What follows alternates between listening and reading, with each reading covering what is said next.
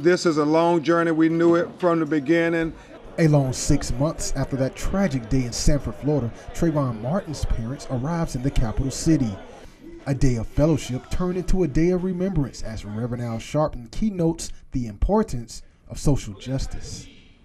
If Tracy or Sabrina had said that God had told them anything about Zimmerman, they would have been criticized and castigated.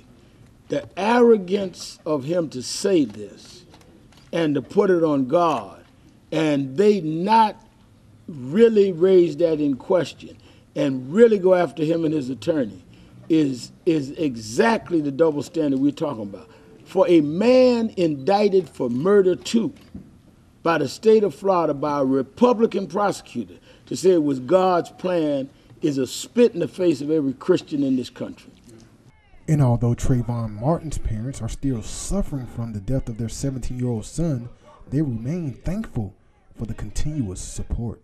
I want to thank God for making sure that I do have a sound mind and a clear heart. Even with this tragedy that I'm still going through 6 months from today, when my child was shot. I want to thank Reverend Holmes for opening up the doors of the church to us and welcoming us here, as well as his congregation. I want to thank Reverend Sharpton for reinforcing what I've always felt, to put my trust in God and not man and not the court system. Just like to say thank you to Reverend Holmes, the Reverend Sharpton, Mr. Parks, Mr. Crump, their whole law staff, to all of our friends and families that came from Miami, that came from Atlanta, to all of my friends in the city of Tallahassee.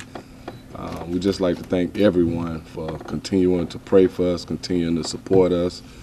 Trayvon Martin's family say they still feel the pain from that tragic night, but Reverend Al Sharpton says with faith, they'll get through this social injustice. Sharpton says during this time of pain and suffering, the media hasn't mentioned the fact that Trayvon's family hasn't retaliated violently. From that day to this, there has not been one word of hate or revenge uttered by this family. There's not been one incident of violence done by the Trayvon Martin movement.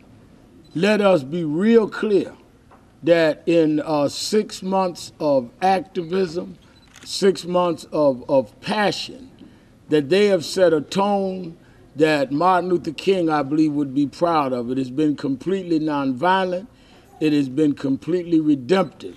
They have put their faith in the American judicial system to be fair. And I would hope that the judicial system shows the world, because the whole world is watching Florida.